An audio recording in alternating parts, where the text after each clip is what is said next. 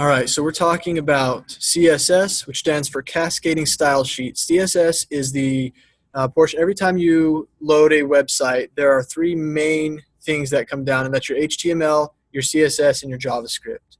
The HTML is essentially, it is the skeleton. It is the layout of your project. It just defines, what the project is at a skeletal level. The JavaScript is like the muscles of a project. It allows you to actually do things and perform functionality. The CSS is like the skin. It is what makes everything look good, nice and pretty, have a good user experience in that sense. No one wants to stare at an eyesore of a website all day long, and that's where CSS comes in. We add styling to our website. Now, I'm not the best artist, so the end result of this might have a questionable color palette, but I'm about to show you how to style things and how to position things with CSS and accomplish things like that. And then these concepts we go over here will be able to be used inside of your coding from scratch CSS final project. It should help you out a lot there. I mentioned it before, but this is being recorded, so you're going to be able to go back through and re-watch it. So for now, don't try to follow along with every keystroke. Just listen and watch. You can go back later and see if there's anything you missed. So I'm going to go ahead. I'm going to create a new project here. I'm going to call this one CSS3, cd into CSS3. Essentially here, all I'm doing is creating a folder, and then I'm going into the folder, and then I'm going to open that folder and add them. You don't have to do that from the command line. You can do that just normally by right-clicking, create new folder, and then open that folder and add them. So this is the project I'm working in. It's a new blank folder. I haven't got anything in there. I'm going to go ahead and get started with an index.html. So this is my, as you guys learned in HTML, your home. This is the initial HTML page that gets loaded when someone loads up your website. So I'm going to start by putting in the main skeleton of the HTML there. I'll go ahead and give this a title, CSS Lecture.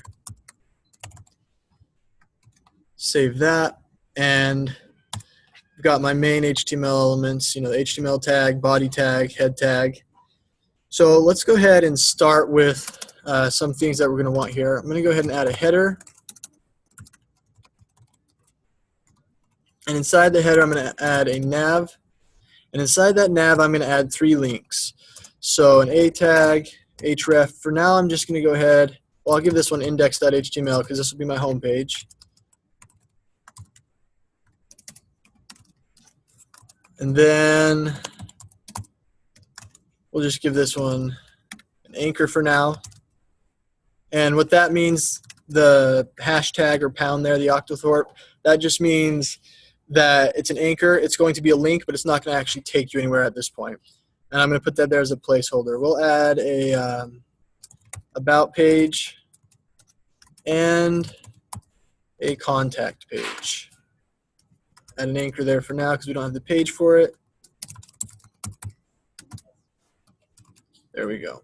So you guys should all be able to imagine that if I open what this is going to look like if I open in the browser. So I'm going to go ahead and open it, and you can see there's my 3 links. If I hover over them, down at the very bottom, you can see what they're pointing to. That one has the pound symbol. That one has the pound symbol. That one has index.html because that's what we pointed to that.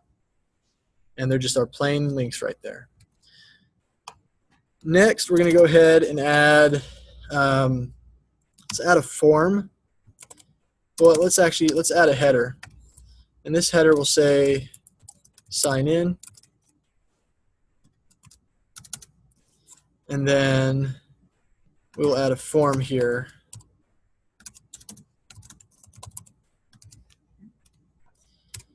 And in that form, I want image.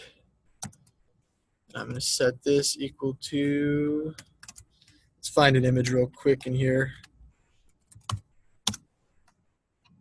Stick with the internet theme. That one looks good. Grab that URL. Put the image in there. Then we're going to put username and an input of type text.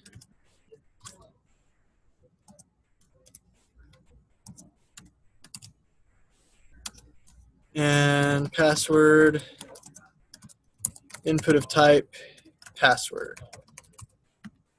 Self-closing tags. So if I save that and then I reload it in my browser, I've now got this, sign in, got an image that's not coming through, so I need to take a look at that, and then my username and password inputs. So, image,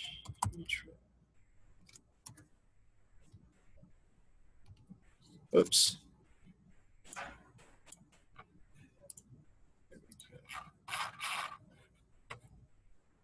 Should be source. What did I miss there? Source. That's what I had. Did I have that typed wrong? Let's get that image coming up.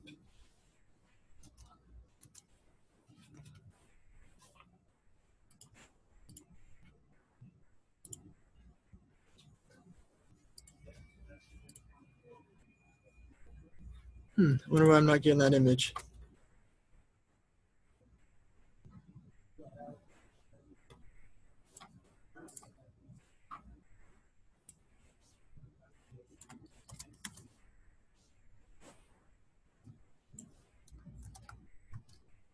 I must wonder if I grabbed the wrong link there. Here we go. There's the image. We got our image and our stuff down there. All right. We're going to add one more link here. And we're going to give this one an anchor as well. We'll call this one Learn More.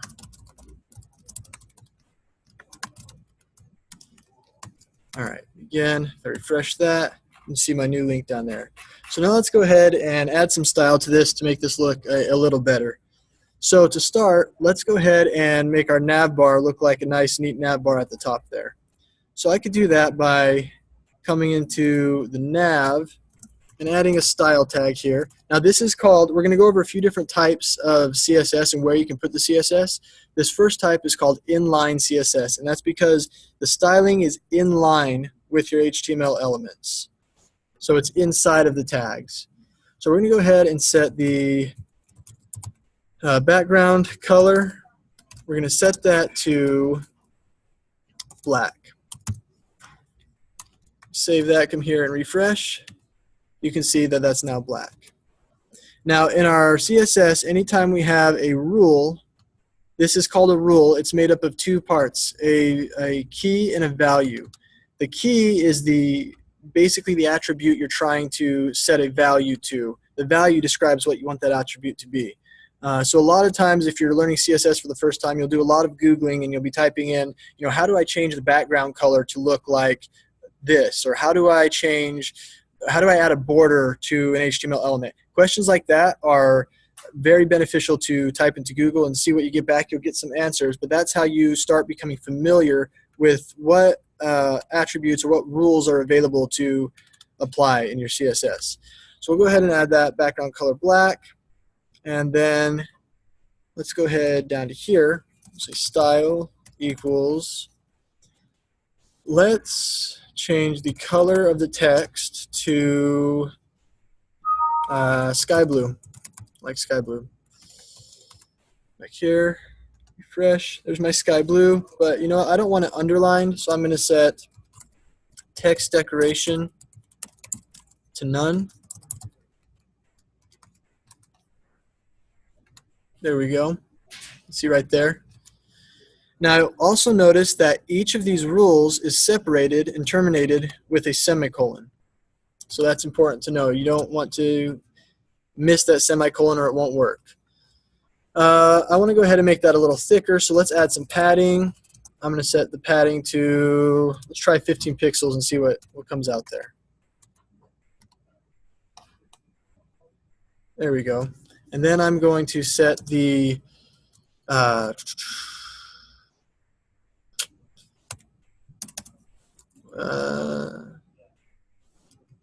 position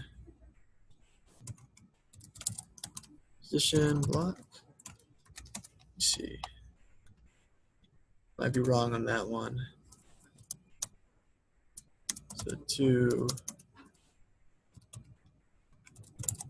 let's try position block and float left. Let's see what happens there. Here we go. And then let's add on here, overflow is hidden. See what happens. There we go. Now it's looking more like a better button. So the position block is going to allow these all to be on the same line, and they take up more of their same element space. And then the float left is going to float them all to the left. Then I have to add overflow hidden. If I take this away, the overflow rule is for if anything's going past the position in the HTML, it tells you what to do. If you say something like scroll, overflow scroll, then it will put a little scroll bar on there. Overflow hidden, it just hides the overflow and it allows it to show up like this. So if I remove that, it doesn't look like I want it to. So you have to add that overflow hidden back there. Allows that to show up, look nice and neat. So now let's go ahead and add this style to each of these links. Save that, come back here, refresh. Now I've got a neat looking navigation bar up there. So that's nice. However, if you're looking at this, you may realize that I had to repeat this CSS 3 times. And if I add more links, I'm going to have to repeat it for each time there. And if I make a change to one of them that I want to be applied to all of them, I have to go through and change that each time. That can become a maintenance nightmare, and it's very bad practice to actually use inline CSS. So the next type of CSS we're going to talk about is called internal CSS. So we're going to get rid of that problem that we're facing right here by adding a style tag up here inside of our head. It's right up here. And then we are going to basically put these styles up here and point to these. Now, in order to tell the style what to point at, we need to know, what we want it to be. So right here, we want these A tags to have this style. So this is the first of what we're going to go over. We're going to go over 3 different types of selectors. A selector is it's an attribute by which you can grab an HTML element and say, I'm selecting this element. I want to do something with this element. So the first type of selector is actually the tag selector here. So A is going to point to all links. So if I take this style from in here and get rid of it, move it up here, and then you can put one of them on each line so that you can see it a little better, see what's going on. And then I can remove these style blocks here because I don't need them anymore.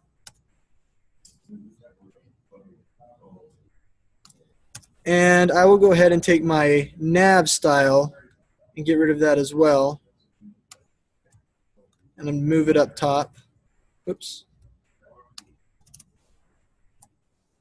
Get rid of this. There, now my HTML looks cleaner, which is really nice. And I can add my nav style, paste that stuff in.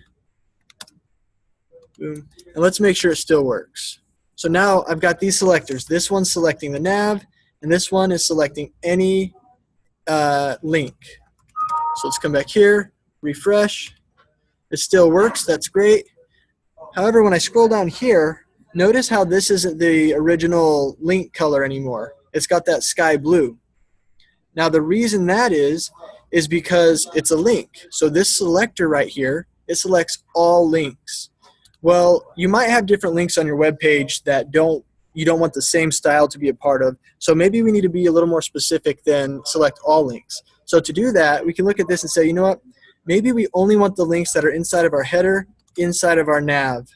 So we could add something like this: header space nav space link, and it will go down that line. So we'll look, it'll find the header, and then it will find the nav, and then it will apply to only the links inside of the nav, inside of the header. So that makes it a little more specific. So if we come back here now and refresh, this link went back to how it was, and these links look like I want them to. So we got that accomplished the way we want it to. So let's move on, and let's go ahead and say that we want, well, first off, let's make this image smaller. This image is way too large. So I'm going to go ahead and style this image. Now, I don't want all of my images on my whole website to have the exact same style. So what I'm going to do here is we're going to use a different selector. Instead of the image selector or even the form image selector, I'm going to go ahead and add an ID to this specific image. I'm going to set this equal to cat image. Now, an ID, as the term denotes, is an identifier. It can be used in CSS and HTML as a unique identifier. And instead of just putting something like cat image, just plain text there, or image, which is how we used our selectors for our element tags, an ID is specified with an octothorpe or a pound right before the name. So pound cat image, this is our ID selector. We are selecting the element that has an ID of cat image. So let's go ahead and just set a width here of 300 pixels and see what that looks like. Refresh. That looks a lot better to me. It's a lot smaller. That's good. So I'm going to go ahead. After my image, I want to add a break line there. So we'll do that. And I want to add another one here. Save that. Come back. Refresh. Good. Now I've got it all on my line. So now I'm looking at this, and I would rather have everything centered to look a lot neater. So let's go here, and let's say in our body, another selector by the tag name, and that's our body. So everything between there and here, let's go ahead and text align center. So if I add text align center and refresh, that moves everything over there to the middle. So that's nice. Now let's go ahead and make our little sign-in area look a little nicer.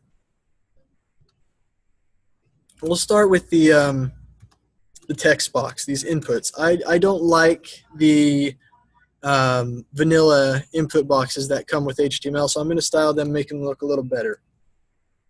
So let's go ahead and talk about the third type of selector. I said that the ID selector is more for a specific element. It's a unique identifier. Now you can put it on as many things as you want. You can assign an ID to everything, and that style would carry on to everything you put the ID on. But in general, if you have a style that you want to apply to multiple elements, we'll use what's called a class. And a class is denoted with a period first. So let's go ahead and add a period, and I'll say custom input. That's what I'll call this. And then in order for that to select, and let's start by rounding it. So that would use maybe the order we will set the corners to actually save here and refresh. I don't know if I'm going to put setting this key in the time username.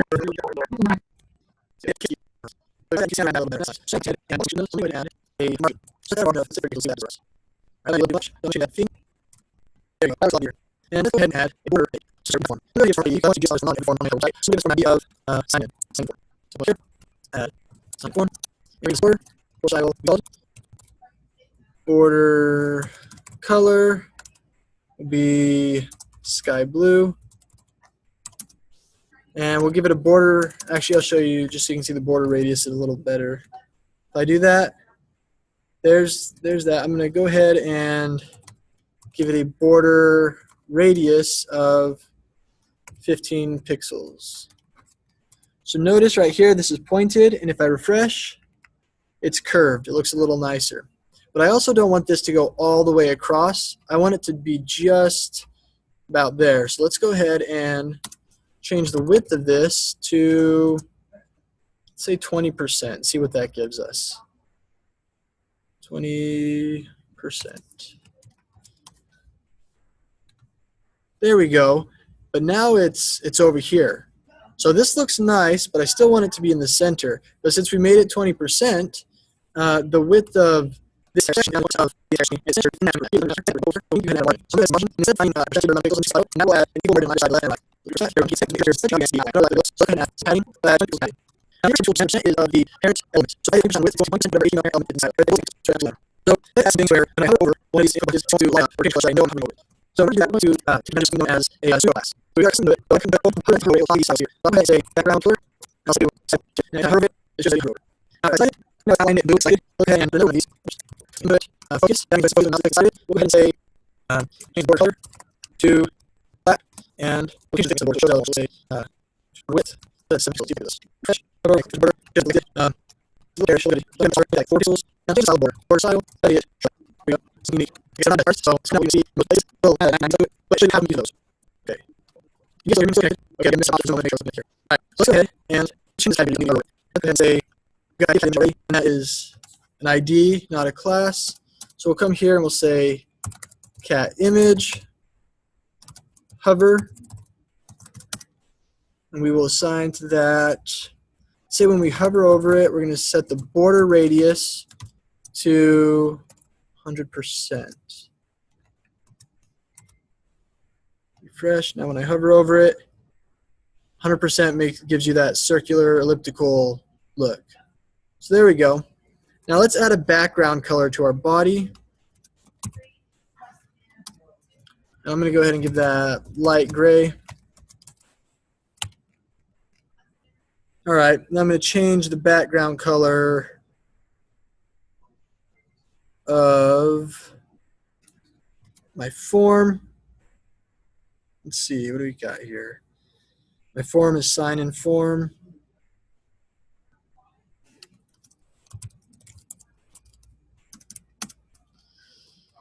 Set that to regular gray.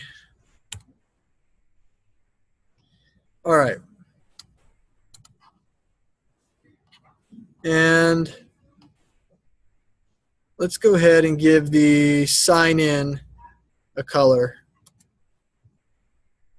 We'll grab that. It's an H1. So we'll say all H1 will be color. Let's see. Let's give it that same sky blue. See what happens there. Now it's too light. So I'm going to go ahead and switch these colors. I'm going to make this light gray and this dark gray. See where that leaves us. So our body is going to gray, and our form is going to light gray. Save that, refresh. There we go. I like that a little better. All right, let's go ahead, and when I hover over one of these links, I want it to change up a little bit. So let's try, let's go to my links up here. Say header, navigate, header. Change the, let's see, change background color. And say to subject color. W3, sorry, you have the name, like change the layer. Just one back here. Then make it color. You can hold this and see how you look around. Refresh. Hover over. Change color. Let's see. So that's how changes one only. So let me go like button instead of me. So we're not doing a class. I'll call it custom button. And we'll find what that look like. So first off, it's going to do a tag. So I'm going to give a text that flow. So text done. And cut place change one time. So see class equals button. Text here. Refresh. See where I'm like. So do you want to go ahead and add a border size solid, whatever it is. Set to let's try sizes. There you go.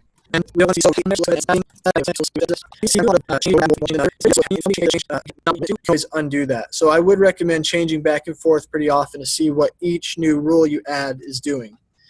So I like that. I want to make this a little more curvy though. So we'll come back over here, refresh. All right, I like that more. Let's go ahead. I'm going to add to my form a margin. Let's see. If I add to my button margin top, no, I don't want to do that. Let's add a background color first. Background color, let's make it dark gray. See what that does. Yeah, let's go ahead and make it black. Change the color of our text. Let's try this, see what happens.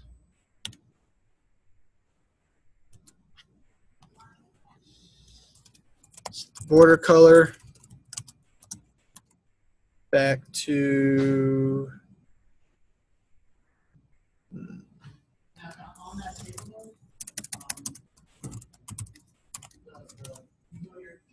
all right, that works.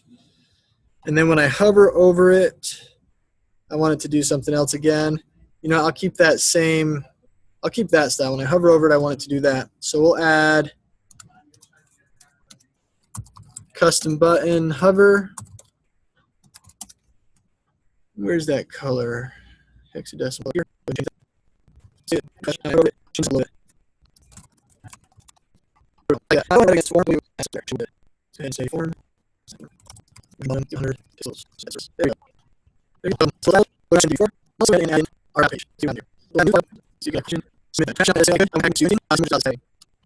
Go ahead and have so under this. So go ahead here. Let's add. See.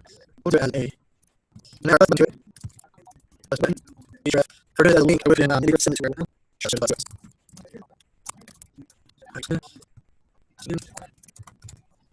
And there. There we go. There we go. There we go. Go ahead and I'll about and highlight CSS Lecture. So that. Now go ahead. I want my header to be there. So let's go ahead and paste that in there. Oops.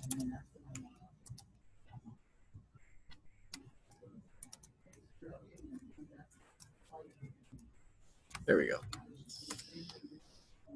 And then we'll change this to about.html. We'll come back to our index page and change this to about.html now that we have a page there.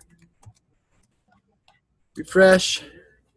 Now I click on about, and all of a sudden I get this. Right?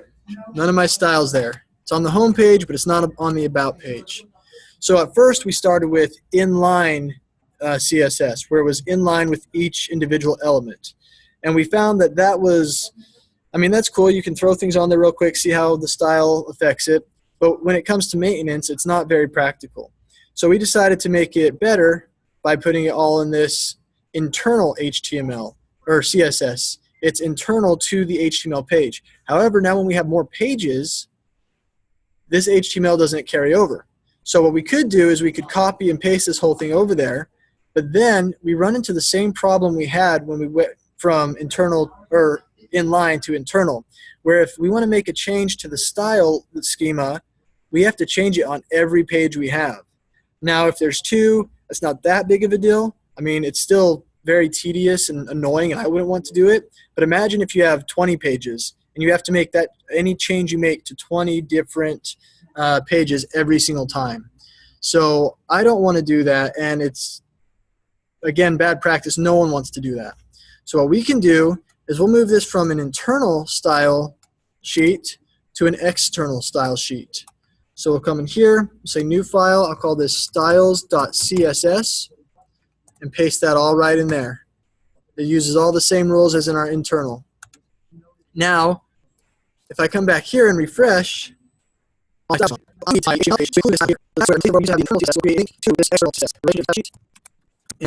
source there's it's all named in here. So I'm style page, all two, it's my style sheet. So now, header, my sheet, refresh, now there's my style, couple pages. So I do the same style, made my same style, 94 now style sheet as needed. So I'm going to go ahead and I'll ask a couple questions and use, so you need to chat. I'll check more you guys, I have questions, go in chat, and I will just make sure or if you didn't have questions, raise your hand, you have really go ahead and unmute yourself, and that's where you're back into anyway. So they can unmute yourself and no questions. So we are starting your CSS portion of our So I'm saying, just pick one and go. You just pick one and go. I would look at element like, so I started with this nav bar, and I just said, all right, I want to make this nav bar look like something that I had in my head already, and so I'm going to start with the nav bar. Then I'll move on to the next thing. Just do one thing at a time. Because as you noticed, like when I was working on it, I didn't just throw style at random things. I kind of took it as one component at a time and created a style for that. Once that was looking the way I wanted it to, I'd move on to the next one. And then you can go back and tweak them. But I would just choose one piece and start styling that.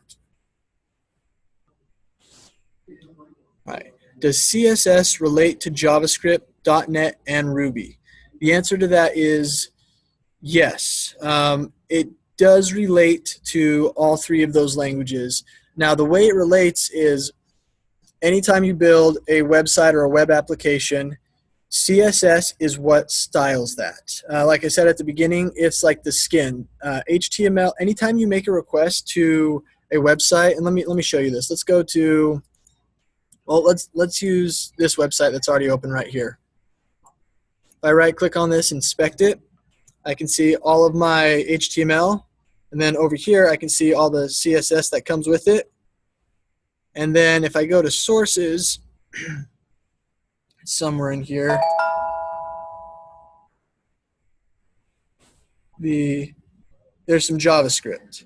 So anytime you send a request to a website, you're getting back three things usually. And I mean, it can be just two of them, but usually it's HTML, CSS, and JavaScript. So that makes up the front end or the client side of your application or your website. That's what the user sees. So in that way, CSS relates to all three of them because you could be serving up content and you are going to style that content using CSS. Does that answer your question?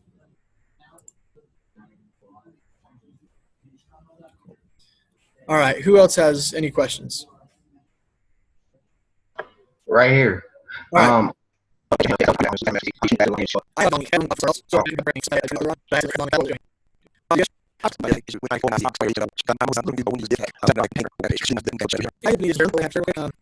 See, so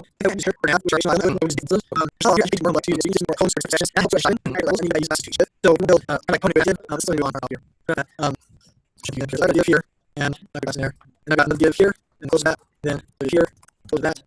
I could see, go ahead and add a class, all the class here, and then we'll add a class here called left. Class called left on that one, and then we'll say hello world here. I'm going to come into my CSS, add some classes here, container. Let's go ahead and say background color equals, let's just make it, let's try that and see what happens. And then we'll go ahead and say dot left is going to be display block. And I actually think, now that I think about that, display block, float, left, border, style, solid, border color,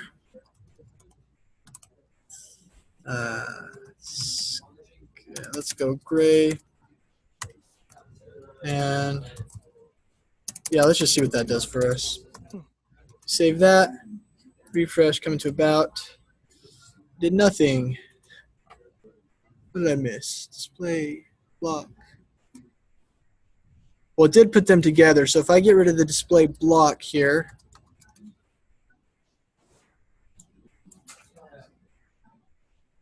why isn't it moving them down?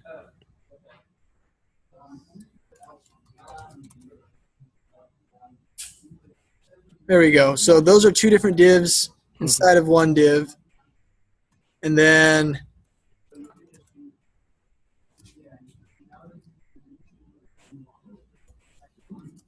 float left there.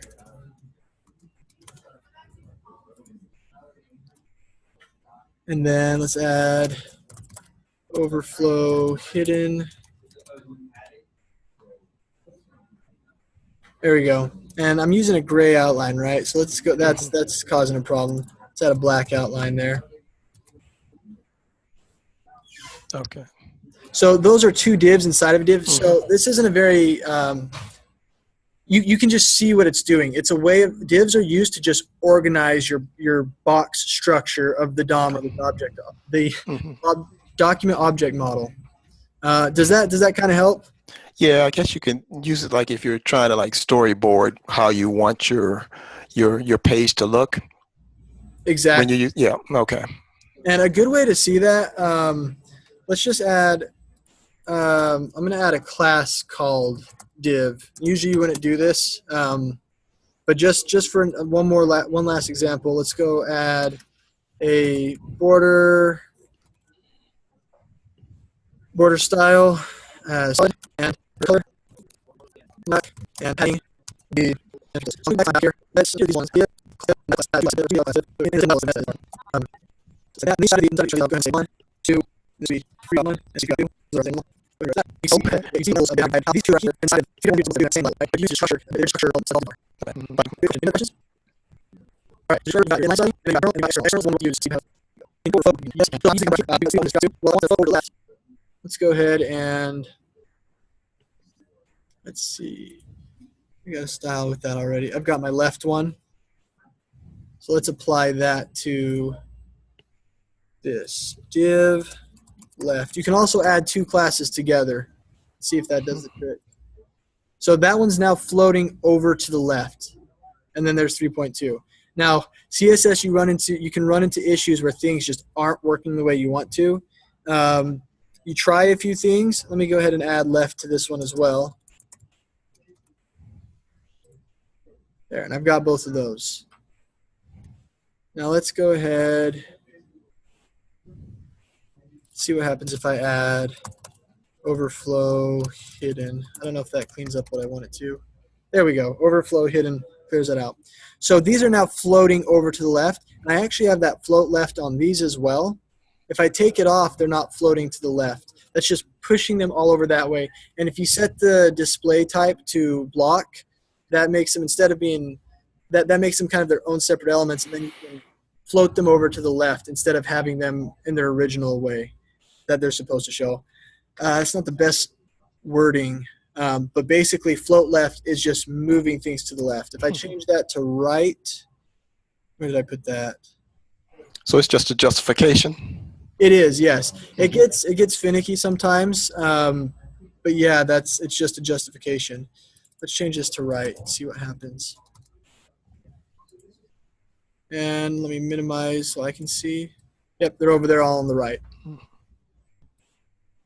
Does that, let's see, who asked that question again? That was in the chat. Joe, does that answer your question? Cool. All right. Well, that covers it. With what we've gone over, it should give you the tools you need to complete your CSS project. And I'll see you guys in class soon. So have a good one. Thank you.